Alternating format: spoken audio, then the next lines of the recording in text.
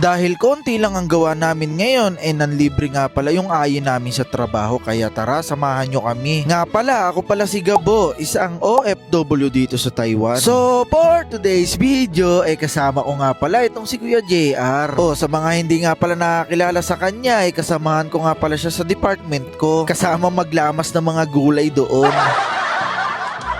Eto nga pauwi na nga pala kami at eto nga pala yung mga kasamahan ko sa trabaho. Ang company ko nga pala dito sa Taiwan ay Uni-President at ang mga product naman namin dito ay mga pagkain sa 7-Eleven. Eto nga nandito na tayo sa may kakainan namin. Dito nga sa may Taipo Teppanyaki Madu branch. At eto nga pala yung mga karne na pagpipilian. First time nga lang pala namin kakain ni Kuya JR dito, kaya sabi namin i-order na lang nila yung pinakamasarap at yung mismong in-order mo ay lulutuin nila sa harap mo. Kaya literal na matatakam ka dito at ang kagandahan nga may mga pa-ice cream pa sila at mga drinks dito. May sabaw pa nga at red tea. Shoutout nga pala dito sa sobrang babait namin mga ayi. Dito sa leader namin na si Kopan Chang, tapos dito sa may ayi namin na libre at saka dito sa may katrabaho namin na Meme. Ang babait nga pala ng mga katrabaho namin na ito kahit hindi kami masyadong magaling magsalita ng Taiwanese. Kadalasan talaga sa mga Taiwanese ay mababait. Kaya payo lang sa mga nandito na sa Taiwan maging mabait lang tayo sa kanila at susuklian naman nila ito ng kabutihan. So paano guys, kain po tayo at bibitinin ko muna kayo hanggang dito na lang. Maraming salamat sa panonood.